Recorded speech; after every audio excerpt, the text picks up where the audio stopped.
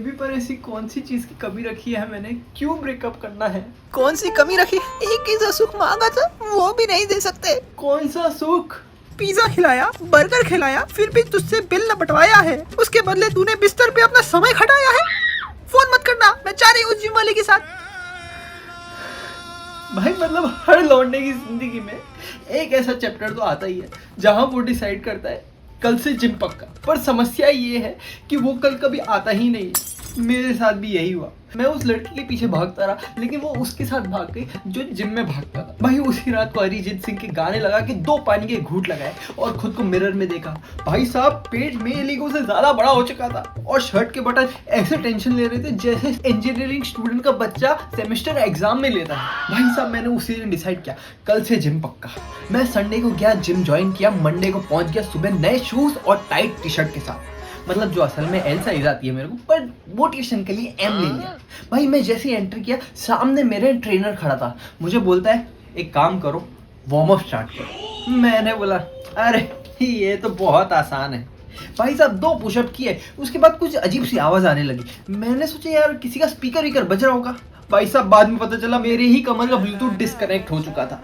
उसके बाद ट्रेनर आता है और मुझे बोलता है एक काम करो, छोड़ो आज बाइसेप्स कर्ल करते हैं, जाओ जाके डंबल लेकर आओ। मैं गया डंबल उठाने, 5 किलो का डंबल उठा के लाया। फेस पे ऐसे स्ट्रगल थी जैसे बॉलीवुड स्टार किड्स को होती है। और भाई साहब मेरे सामने एक आंटी 35 किलो का डेडलिफ्ट मार रही थी। भाई उस दिन रियलाइज हुआ मैं तो जिम का बैकग्राउंड डांसर हूँ। और वो जिम के रेगुलर लोग वो मुझे ऐसे घूर रहे थे जैसे मैंने जिम की पवित्रता बिगाड़ दी हो। भाई तू खुद तो ऐसे घूम रहा है जैसे सलमान खान के बॉडीगार्ड की मूड प्री वर्कआउट पी के आया है। 2 बाइसेप्स मारेंगे, 20 तो सेल्फी ले लेंगे मिरर के सामने जाके। और भाई साहब जिम का मिरर अलग ही धोखा है। मतलब वहां बॉडी देखो तो ऐसा लगता है अर्नल्ड बन गए हो, घर पे आके देखो तो ऐसा लगता है घर की लाइट ही खराब है। मतलब भाई साहब जिम का मिरर ही अलग प्रोटीन पीता है शायद। और भाई साहब जिम में होते हैं 3 तरह के लोग। एक नॉर्मल जो आते हैं, जिम करते हैं और चले जाते हैं। दूसरे नरभक्षी, बेंचो प्री वर्कआउट पे हाई होके बीस्ट मोड चिल्लाते रहते हैं। बेंचो बीस्ट मोड नहीं, 10 साल से सेक्स नहीं किया हुआ हफ्सी लग रहा है, हफ्सी। और तीसरे जिम के संदीप महेश्वरी, मतलब हर चीज पे ज्ञान चोदते रहते हैं। मैं चुपचाप अपना बाइसेप्स कर्ल कर रहा था, मेरे पास आया और बोलता है ब्रो बैक स्ट्रेट कर, बैक स्ट्रेट, शोल्डर नीचे, कर्ल्स अच्छे आएंगे। बेंचो तू मेरा वहां पे जो हर चीज पे ज्ञान दे रहा है, आके जाके अपनी एक्सरसाइज करना। भाई साहब जिम ज्वाइन करना ना मेरे लिए स्पिरिचुअल जर्नी थी, स्पिरिचुअल जर्नी। मतलब मैं गया था 6 पैक्स बनाने, वापस आया 6 पेन लेकर। और भाई साहब बात यहाँ पे खत्म नहीं होती है।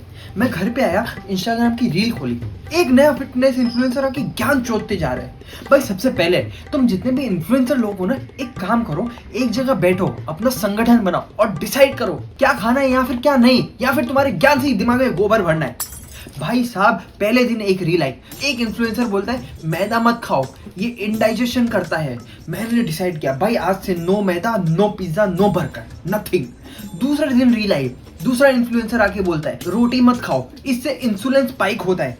मैंने बोला भाई मतलब रोटी भी नहीं खाए, रोटी खा के तो हमारे दादा परदादा 90-90 साल जी गए, वो भी अपने संतानों की फौज खड़ी करके। और तू बोलता है रोटी मत खाओ, इससे पेट बाहर आता है।